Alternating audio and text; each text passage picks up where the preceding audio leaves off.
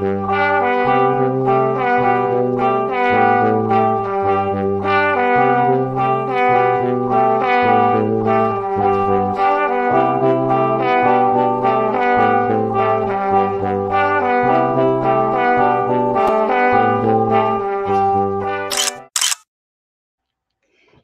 querida, alegria do encontro, sou Nina Veiga e estou aqui no canal Paz e Bem, a produzir conhecimento inspirada pela antroposofia da imanência, num ativismo delicado por uma estética da vida viva.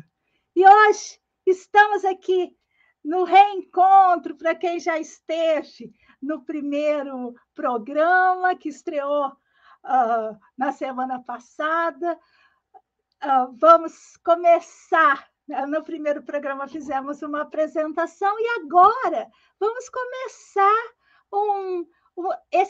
essa trajetória, né? Porque qual que é a minha ideia? A minha ideia é fazer programas que sejam independentes entre si, para quem passa, né? Se por acaso aquela pessoa passou e se inspirou com o nosso conteúdo, ela pode ir na playlist aqui do canal, o caminho da playlist está aqui na descrição do vídeo, e pegar o fio todo. E quem está seguindo, está com caderno, está estudando, hoje eu vou trazer umas novidades para quem vai ser, digamos assim, um aluno ou pesquisador associado, como eu prefiro. Muito bem. Então, o título do nosso projeto é Antroposofia da Imanência, ativismo delicado por uma estética da vida viva. Essa primeira temporada, eu vou caminhar pelo título. Então, hoje, o tema do nosso encontro vai ser antroposofia. Afinal, o que é antroposofia? E aí, eu vou trazer, né, o que eu tenho como vontade. Qual é que é a minha vontade com esse programa? Qual que é a minha vontade com essa produção de conhecimento? E aí eu separei 3, eu sou cheia de vontade, vocês vão ver. Mas separei 3 dessas vontades que me impulsionam a estar aqui diante de vocês. Primeiro, claro, ajudar a fazer do conhecimento mais potente dos afetos. As ideias, diz Rudolf Steiner, tornam-se potência de vida. Então, eu não sei se já aconteceu com vocês, comigo aconteceu várias vezes. Se eu estou escutando um podcast, se eu estou na caminhada escutando, que eu faço muito isso. Aqui o canal Paz e Bem, todos os cursos do Pedro, do Faustino, as falas do Mauro, de muita gente aqui do canal, eu vou na caminhada escutando. E aí, às vezes, aquilo cai, sabe? Transforma meu olhar, amplia a minha potência de viver. A minha segunda vontade, operar com o conhecimento antroposófico na produção de uma estética da vida viva. A gente vai falar dessa questão estética da vida viva nessa temporada ainda, faz parte do nosso título.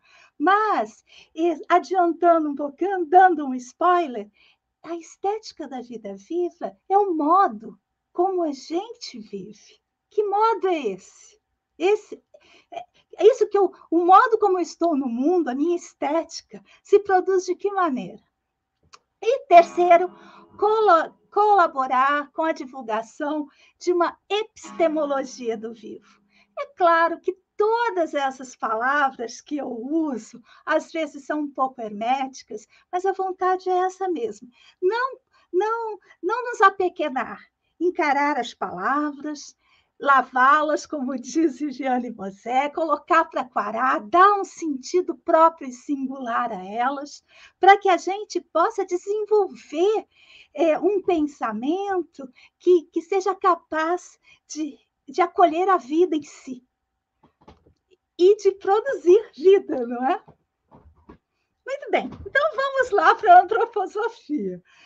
Eu queria começar. Ai, sempre tem os livros aqui. Eu queria começar falando, sabe, da minha chegada nessa antroposofia. O que que me atraiu? Então, queria dizer que eu venho de um lar, terceira geração, do espiritismo kardecista.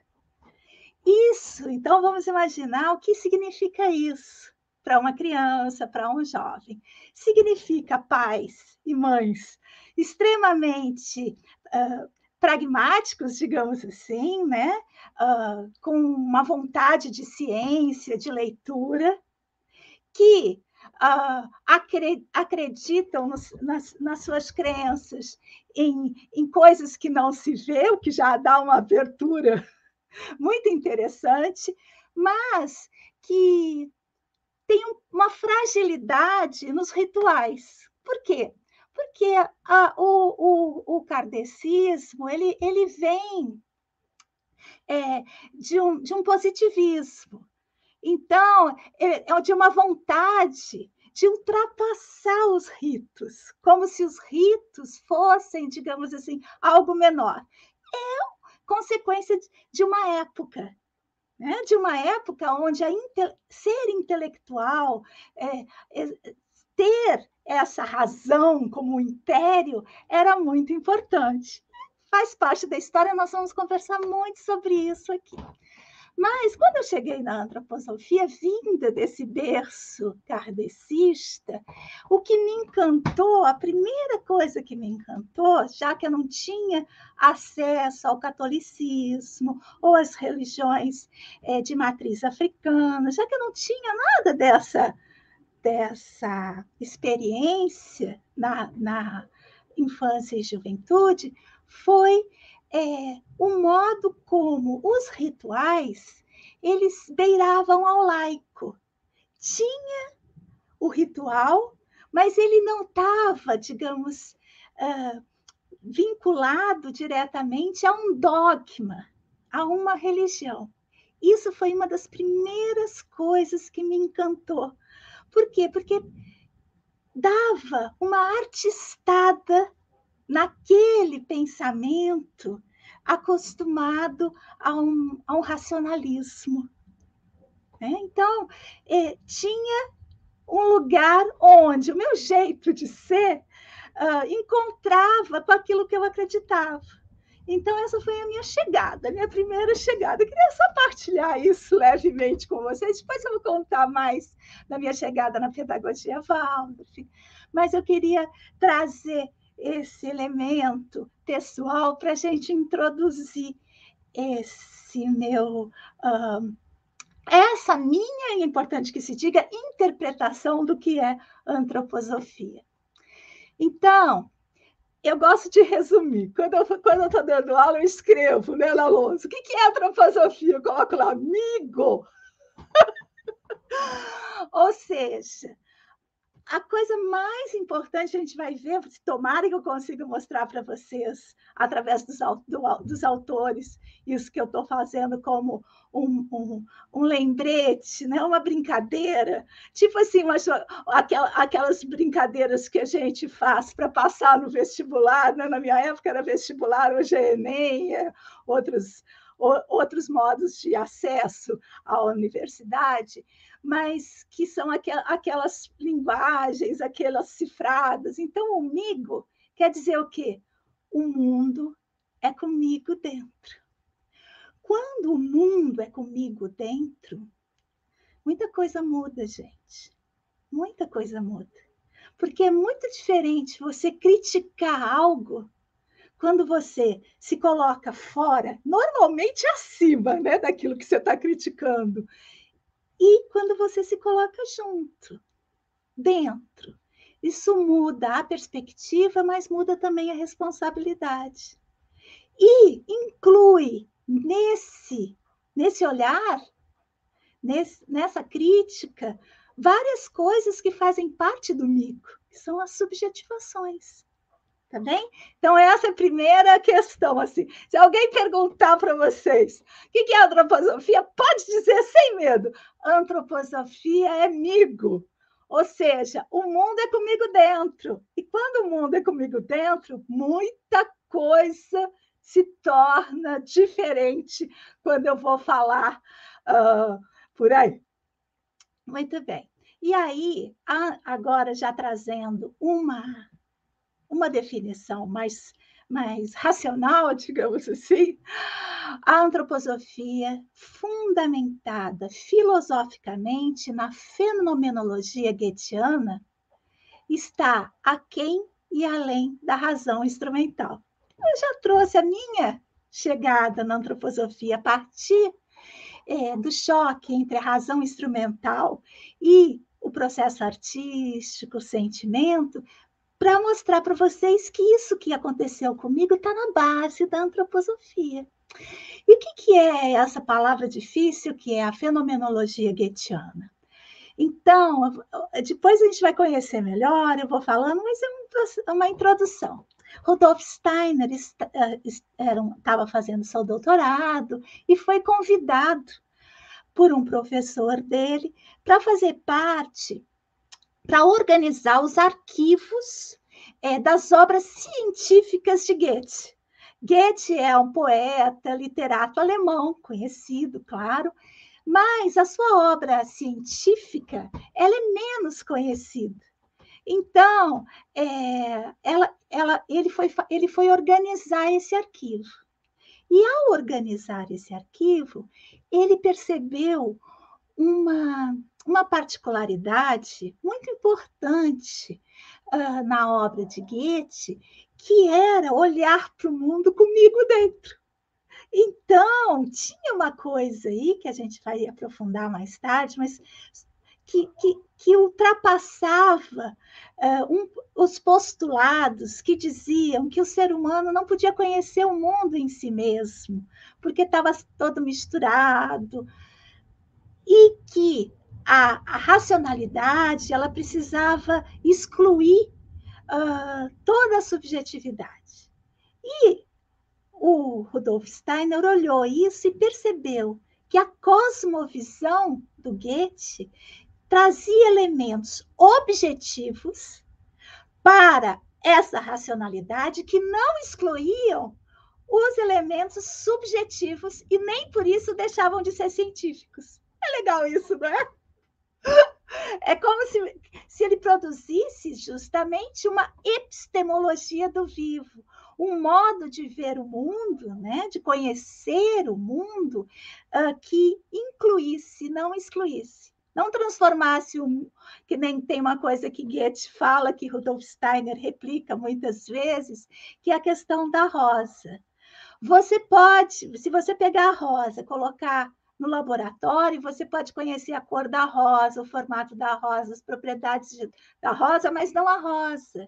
Porque a rosa, ela é no seu ambiente, ela é tudo junto, ela é toda misturada com as luzes que a atravessam, com o vento, com os bichos, com a terra, com a água.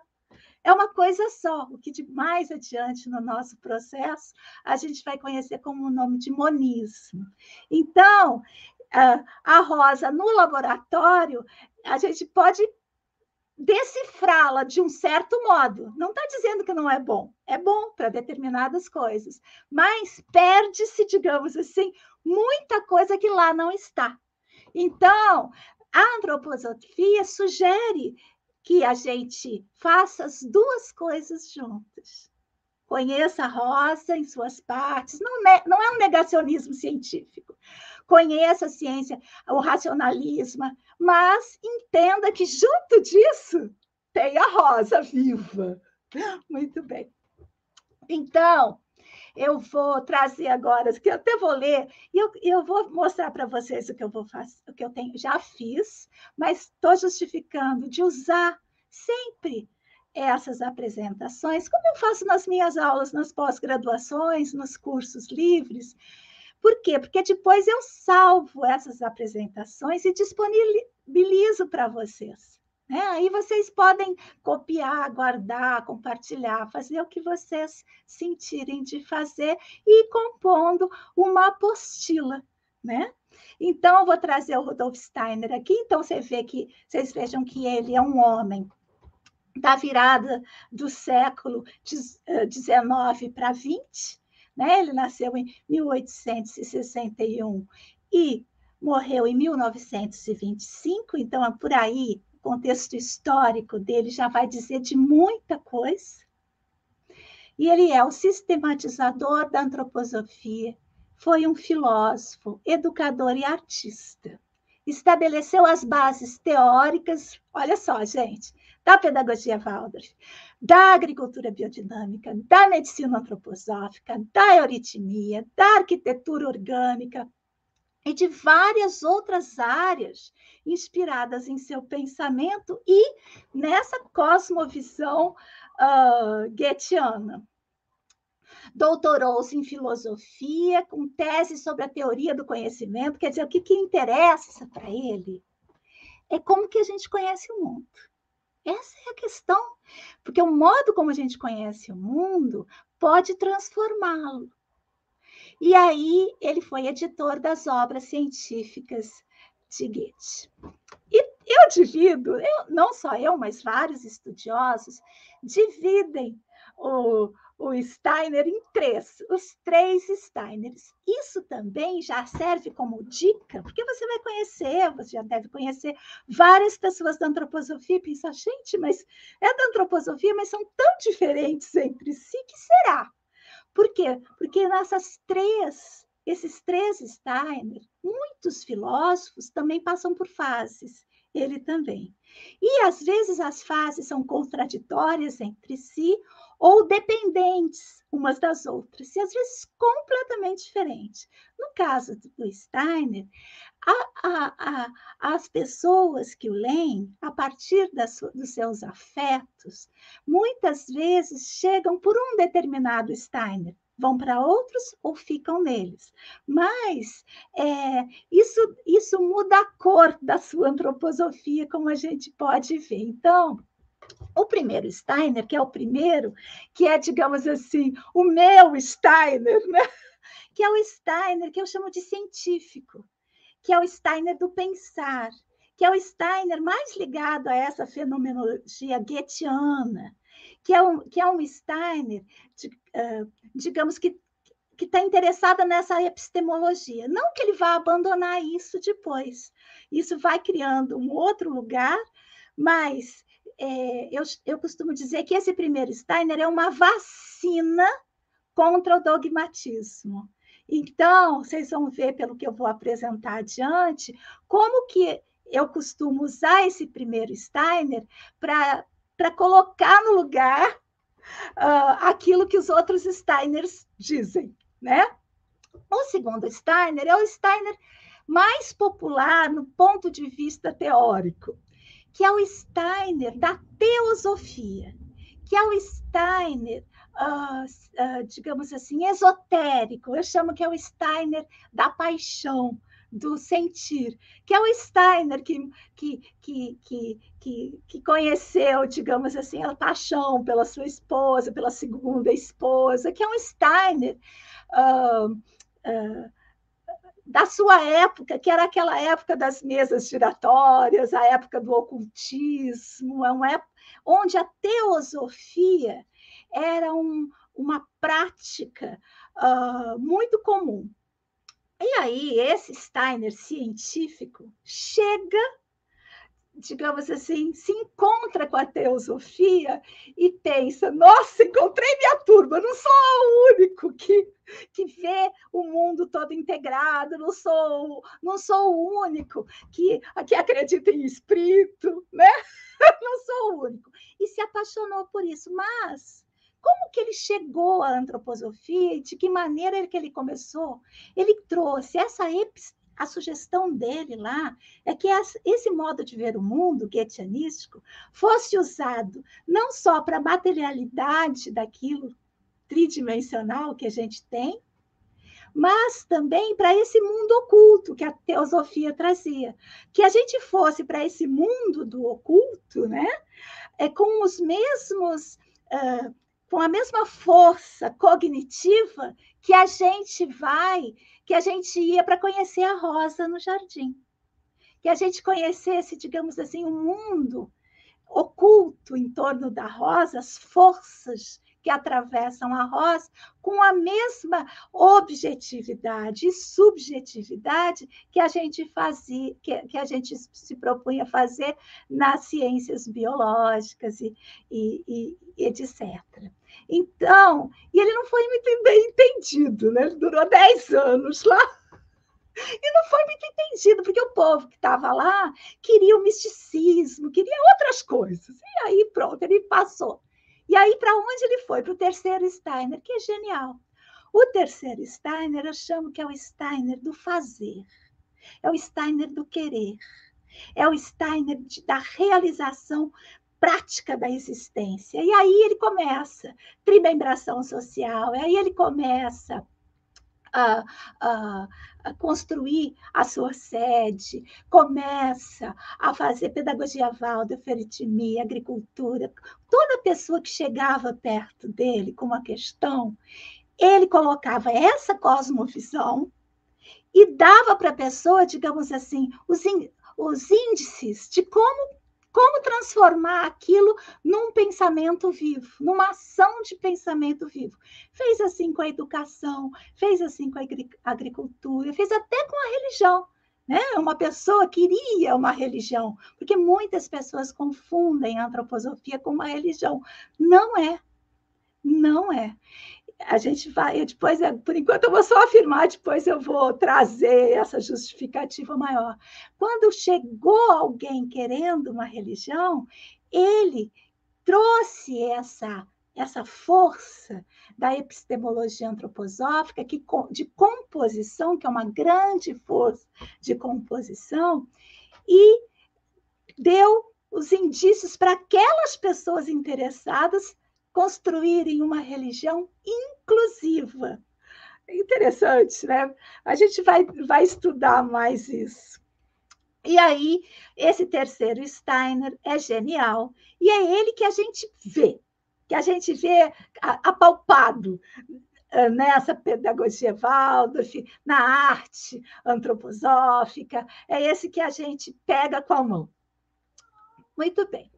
Agora, eu queria trazer uma grande referência, a nossa referência principal, que é o meu tá velhinho, o outro mais velhinho ainda, e eu gosto, depois eu vou mostrar para vocês algumas diferenças de tradução que são muito importantes, né, entre essas duas, podemos, se vocês se interessarem, até trazer uma versão em alemão e ver como que os modos de apropriação e as traduções, elas se dão. Por que eu tenho esse livro como, diga, a minha referência principal na antroposofia da imanência? Eu tenho por causa do próprio Rudolf Steiner.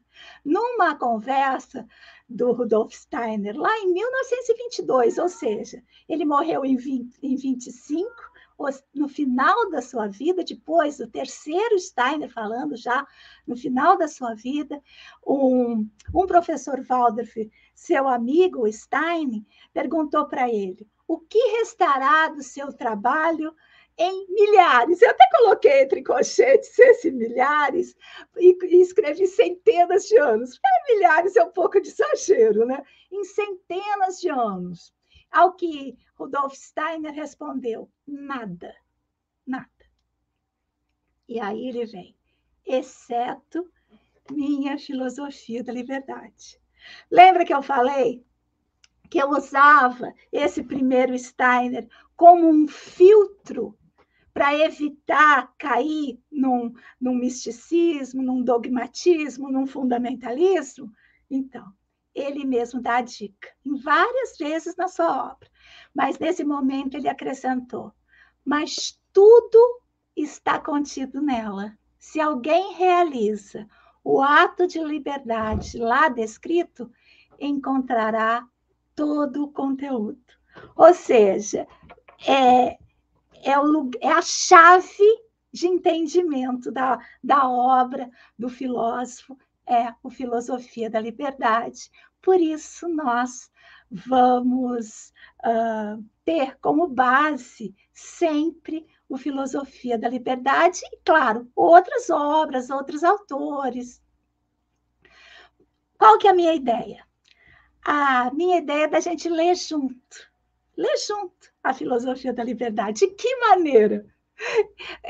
Na época da pandemia, eu colocava todo dia um memezinho que eu mesma construía do ativismo delicado para fortalecer. São citações por uma estética da vida viva, que eu chamei. Citações de Rudolf Steiner. E eu comecei a pegar, né? Eu tenho esse livro todinho marcado, né? Como vocês estão vendo, tem folhas que nem tem mais espaço para escrever. E aí eu fui pegando as frases chaves para mim, né? Que me ajudavam a organizar o pensamento, sempre no sentido de: será que o que eu estou falando não está apequenando a minha vida ou está abrindo? Eu estou excluindo ou estou incluindo? Sempre me perguntando sobre isso. E fiz diversos memes. Então, a ideia é fazer uma leitura recortada e leve do livro, né? De maneira a perceber os pensamentos chaves que nos ajudem a compreender a obra como uma proposta de concepção monista imanente. Então, é o tal do migo, né? Esse migo. Porque o modo como a gente lê uma obra pode transformar a obra completamente. A gente vê muito disso, né? Até mesmo nos livros sagrados, a gente vê que muitos livros sagrados são lidos de tal maneira que tiram a liberdade. E como eu digo aqui, uma filosofia da liberdade, né? Olha lá, assim poderemos sempre e novamente ativar um alarme cognitivo. Essa é a minha vontade. Um alarme cognitivo para evitar a instalação em nós de um pensamento dogmático, com sua tendência a prepostos, a deveres seres, né? Para que a gente possa ler a obra, estar no mundo por essa força de composição, por essa filosofia da liberdade. Afinal, a filosofia da liberdade, digo eu, claro, é uma filosofia da liberdade. E fora da imanência e do monismo, como a gente vai ver nos nossos encontros mais profundamente, não é possível o exercício da liberdade. Este recorte ilustrado que eu vou mostrar para vocês agora não substitui o estudo sistematizado da obra. E eu já disponibilizei para vocês, vou mostrar onde, a obra completa. Muito bem. Então, queria trazer, porque eu acho assim, ai, gente, esses trechos da filosofia da liberdade, para vocês sentirem, pensarem comigo e sentirem a potência disso. Então, baseado nisso tudo que eu já falei, olha aqui que ele traz. A intuição e a observação. Lembra lá da rosa? A rosa que você observa, que você intui, são fontes de conhecimento humano. O que ele está falando aí? Que não é só a observação que é fonte do conhecimento humano, que a intuição também é. E esse processo, né, de legitimar a intuição é um processo que a antroposofia dá ênfase. E aí diz, está aqui na filosofia da liberdade, e para mim esse digamos assim, é a chave, é o conceito operacional que mais me motiva na minha tese. Diz ele: o sentimento é o meio pelo qual o conceito obtém inicialmente vida concreta. Então, veja como inverte toda a proposta racionalista da educação. É o sentimento que dá concretude. ao conceito. Não é lindo isso? Ah, nossa! E a gente vai ver nos nossos encontros muito isso.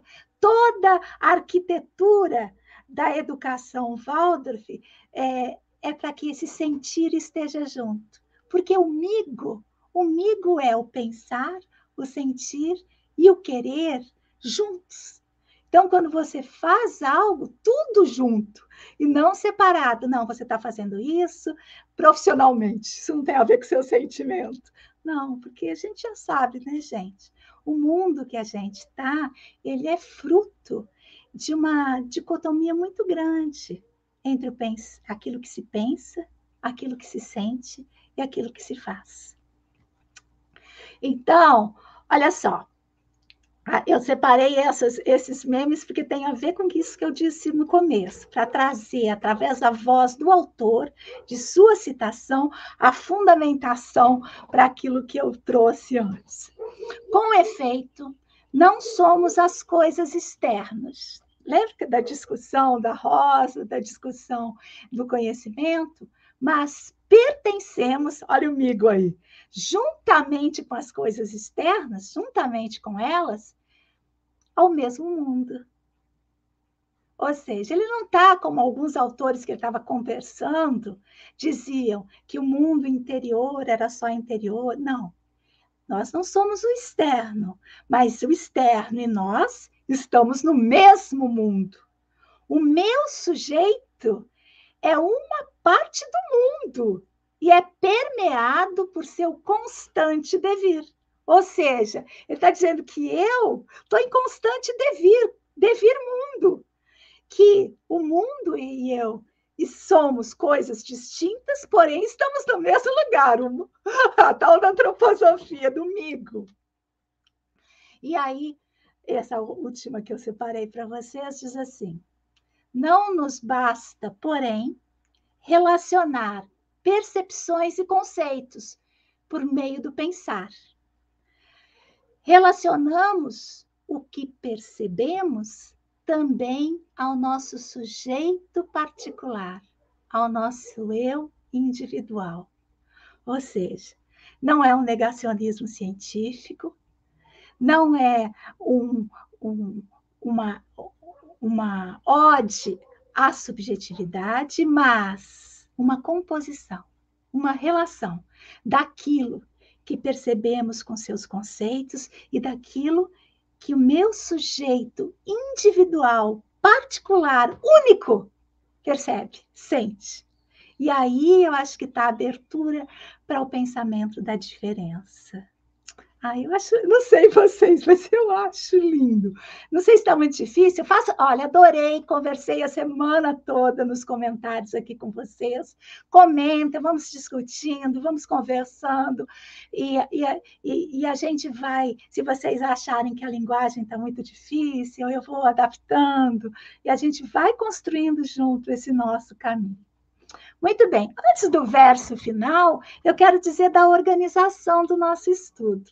Então, já falei um pouco aqui, que eu vou pegar esse PDF que eu estou construindo e disponibilizar, que quem quiser fazer caderno, e depois a gente pode até ter um lugar para mostrar esses cadernos, porque eu construí, gente, lá no site do Ativismo Delicado, é o ativismodelicado.arte.br, um lugarzinho para o Paz e Bem. Quando você entra aqui, você vai ver lá no cabeçalho o Paz e Bem, mas você pode ver também aqui, ó, eu fiz esse logo aqui nosso que eu inventei, e acesso ao acervo e às referências do programa. E lá eu já coloquei.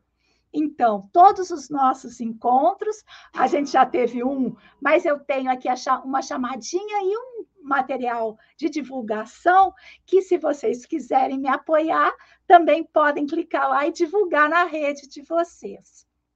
E aí coloquei lá também, aqui já coloquei esses 3 livros completos, né? Então, são livros que a gente vai usar muitas vezes são O Filosofia da Liberdade é difícil para quem não tem acesso, mas o Carências da Alma, nossa época, e o Que é Ser Contemporâneo são livros que vale a pena vocês lerem. O Carências da Alma é uma palestra, e o Que é Contemporâneo é da Cristiane Gruvet, que é uma autora contemporânea que traz experiências muito próximas de nós. Eu até estou com uma série no meu canal sobre o livro dela no programa Ponto em Questão. E aí coloquei também, claro, né, outras participações minhas aqui no canal Paz e Bem, com o Felipe Albani, com a Fernanda Carlos Borges, coloquei aquele encontro delicioso que a gente fez no Dia Internacional da Mulher, com várias queridas aqui do canal Paz e Bem, então está uma delícia. E, claro, coloquei também lá todos os contatos que para vocês terem contato comigo pelo WhatsApp, pelas redes, está tudo lá, tá, gente? Muito bem. Então, agora, para finalizar, eu queria trazer um verso guia. Esse verso guia, ele é um elemento chave para mim, sabe? Toda vez que eu me desespero, toda vez que eu acho que não tem saída, que eu preciso de alguma coisa a mais para dar conta, eu faço esse verso para dizer, olha, tudo que eu preciso está aqui comigo. Vamos acessá-lo, né? Então, diz assim, Rudolf Steiner: eu trago serenidade em mim. Em mim mesma, eu trago as forças que me fortalecem. Quero preencher-me com o calor dessas forças. Quero permear-me com o poder da minha vontade. E quero sentir como a serenidade se derrama em todo o meu ser quando me fortaleço para encontrar em mim a serenidade como força pelo poder do meu esforço.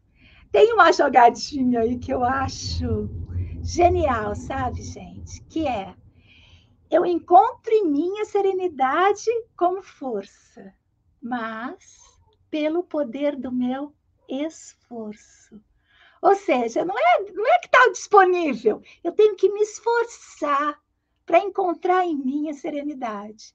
Eu confesso a vocês, cada dia mais, essa serenidade, ela é um bem precioso para mim, porque encontrá-la em mim mesmo, eu estou precisando cada vez mais de esforço para isso.